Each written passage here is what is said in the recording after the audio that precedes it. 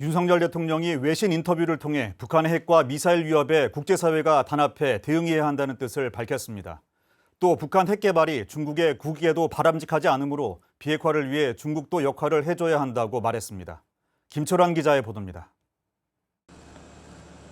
윤석열 대통령은 4일 아세안 관련 정상회의와 G20 정상회의에서 날로 고조되고 있는 북한의 미사일 도발과 핵 위협에 맞서 국제사회가 단호하게 대응하고 북한의 비핵화를 위해 긴밀히 공조할 것을 촉구할 예정이라고 말했습니다.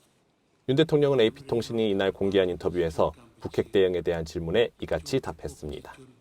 윤 대통령은 정상회의 참석 국가들을 대상으로 현재 작동 중인 유엔 안보리의 대북 제재만 충실히 이행해도 북한의 대량 살상 무기 자금원을 상당 수준 차단할 수 있다고 설득할 계획입니다.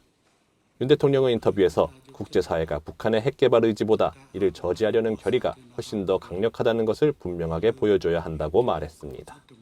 윤 대통령은 또 현재 북한이 김정은 집권 이후 최악의 경제 상황에 처했다고 평가하고 만성적 경제난과 식량난 속에서도 부족한 재원을 핵, 미사일 개발에 탕진해 북한 주민들의 민생고를 더욱 심화하고 있다고 비난했습니다.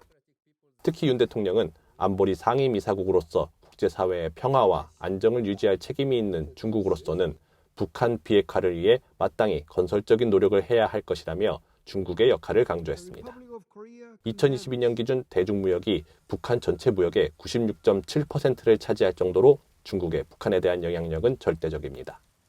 윤 대통령은 북한의 핵 개발이 영내 질서의 불안을 가중시키는 등 중국의 국익 측면에도 결코 바람직하지 않다면서 중국의 북한 비핵화 동참을 거듭 강조했습니다. 이와 함께 윤 대통령은 아세안과 G20 정상회의에서 인도, 태평양 지역의 자유, 인권, 법치 증진과 주범 기반 질서 수호를 위한 방안을 제시할 예정이라 밝혔습니다. 국방뉴스 김철환입니다.